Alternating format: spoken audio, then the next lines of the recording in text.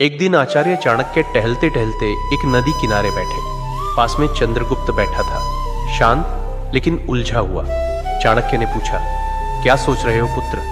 चंद्रगुप्त बोला, गुरुदेव, क्या हर बात दिल में रखना ठीक होता है? कभी कभी लगता है अगर सब कुछ कह दूं तो हल्का हो जाऊंगा। आचार्य मुस्कुराए और बोले, पुत्र, यही सोच सबसे बड़ा धोखा है। यह संसार उन लोगों को सबसे ज्यादा तोड़ता है जो दिल साफ रखते हैं पर जुबान ढीली, जो हर बात, हर भावना, हर योजना, हर दुख बिना सोचे सामने वाले को बता देते हैं। याद रखो, जैसे तिजोरी में धन बंद रहता है, वैसे ही कुछ बातें दिल में रखना ही समझदारी होती है, तो जीवन धन्य हो जाता है। बोलना हर किसी के बस की बात होती है, लेकिन चुप रहना एक कला है, और जो इस कला में माहिर हो जाए, दुनिया उसका कुछ नहीं बिगाड़ सकती।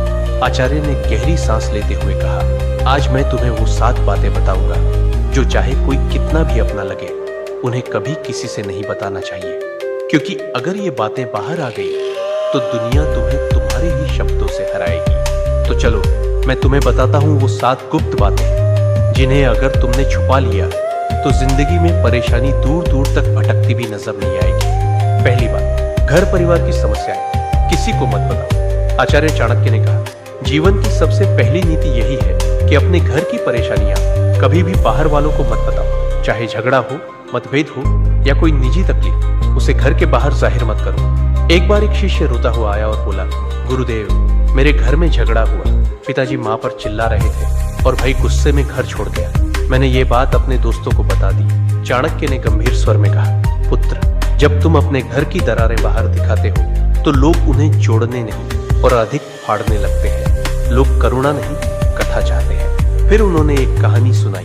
एक गांव में 2 भाई रोज झगड़ते थे। एक दिन बड़े भाई ने पंचायत में छोटे भाई की बुराई कर दी।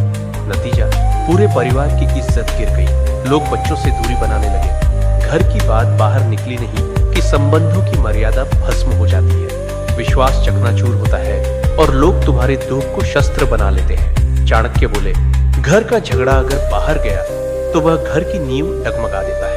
संबंध यदि बाहरी दृष्टि में आए तो उनका मान मिट जाता है। इसलिए चाहे हालात कितने भी बिगड़े, अपने घर की बातों को केवल अपनों तक ही सीमित रखो, क्योंकि बाहर की दुनिया मरहम नहीं, व्रण पर लवण छिड़कती है। दूसरी बात, अपनी कमाई या धन का खुलासा कभी मत करो। आचार्य चाणक्य ने गंभीर स्वर में कहा, दूसरी ओर बेहद महत्वपूर्ण नीति यह है कि अपनी आमदनी, अपनी संपत्ति या जो कुछ भी तुमने कमाया है, उसका बखान कभी किसी से मत करो।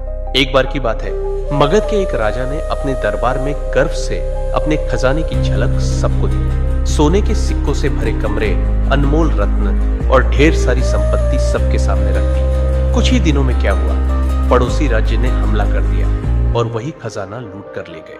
चाणक्य बोले, धन जितना गुप्त हो उतना ही सुरक्षित होता है। उसकी दिखावट करना, अपने आप को चोरों और जलने वालों के सामने खड़ा करना है। फिर उन्होंने शिष्यों से पूछा, पुत्रों, क्या तुमने कभी देखा है कि अमीर लोग अपनी सच्ची कमाई सबको बताते हैं? नहीं, क्योंकि वे जानते हैं जहां अधिक लोग जान गए वहां जरूरतें, लोभ और संकट भी बढ़ते हैं। अगर किसी को लग जाए कि तुम अच्छी आमदनी करते हो तो कुछ लोग मदद के बहाने पास आएंगे, कुछ तुम्हें नीचे दिखाने के अवसर खोजेंगे और कुछ तो सिर्फ इसलिए द्वेष करने लगेंगे क्योंकि तुम्हारे पास वह है जो उनके पास नहीं। चाणक्य ने स्पष्ट शब्दों में कहा, धन का सबसे बड़ा रक्षक उसका छिपा होना है। अगर सबको तुम्हारे धन की जानकारी हो जाए तो लोग तुम्हारे मन की शांति भी छीन लेंगे। इसलिए याद रखो, अपनी कमाई को ढंका रखो, जिससे मन स्थिर और निश्चिंत रहे, क्योंकि जो धन दिखाया गया वही या तो लूट का कारण बनता है या जलन का। तीसरी बात, अपनी भविष्य की योजनाएं गुप्त रखो। आचार्य चाणक्य ने तीसरी नीति बताते हुए कहा, पुत्रों, जब तक कोई योजना पूरी न हो जाए उसे अपने मन के अंदर ही रहने दो। जो लोग अपने हर कदम की घोषणा पहले कर देते हैं, वो अक्सर मंजिल तक पहुंचने से पहले ही रास्ता खो देते हैं। तक्षशिला के गुरुकुल में बैठे शिष्यों को चाणक्य ने एक उदाहरण दिया। एक बार का किस्सा है। एक व्यापारी ने सोचा कि वो अपने शहर में मसालों की एक बड़ी दुकान खोलेगा। उसने अपने सभी रिश्तेदारों, दोस्तों और पड़ोसियों को पहले ही ये बात बता दी। अगले ही हफ्ते एक चालाक आदमी ने उसकी बात सुनकर उसी जगह उसी तरह की दुकान खोल दी और बाजार पर कब्जा कर लिया। जब व्यापारी पहुंचा तब तक देर हो चुकी थी। चाणक्य बोले, हर विचार एक बीज होता है। अगर उसे बोने से पहले ही सबको बता दोगे तो कोई उसे मसल देगा या तुमसे पहले फल ले जाएगा। योजना की असली शक्ति उसकी चुप्पी में होती है। उन्होंने आगे कहा, ध्यान रहे, तैयारी का समय दिखाने का नहीं होता। काम पूरा होने के बाद ही बोलना चाहिए। जब तक सफर चल रहा हो तब तक चुप रहो। तुम्हारा इरादा, दिशा और अगला कदम, ये सब तुम्हारे अपने होते हैं। इन्हें सबके सामने लाकर तुम बेवजह का बोझ और आलोचना अपने सिर ले लेते हो। आज की दुनिया में भी यही नीति लागू होती है। कोई नया काम शुरू करना है, कोई योजना मन में है, व्यापार शुरू करना है या नौकरी बदलनी है, तब तक किसी से मत कहो जब तक वह काम पूरा न हो जाए, क्योंकि ये दुनिया न तो योजना की रक्षा करेगी न ही असफलता की जिम्मेदारी उठाएगी। चौथी बात, अपनी कमजोरियां किसी को मत बताओ। आचार्य चाणक्य ने गंभीर स्वर में कहा, पुत्रों, जिस दिन तुमने अपनी कमजोरी किसी और को बताई उसी दिन तुमने हार की पहली सीढ़ी चढ़ ली। तक्षशिला के गुरुकुल में एक दिन एक शिष्य ने पूछा, गुरुदेव, अगर हम किसी अपने को अपनी पीड़ा, डर या कमजोरी बता दें तो क्या वो हमें समझेगा नहीं? चाणक्य मुस्कुराए और बोले, अपने अक्सर तब तक साथ होते हैं जब तक तुम्हारी ताकत उन्हें फायदा देती है, लेकिन जैसे ही तुम्हारी कमजोरी सामने आती है वही लोग या तो दूर हो जाते हैं या पीठ पीछे वार करते हैं। उन्होंने एक कहानी सुनाई। एक योद्धा था जो तीरों से डरता था।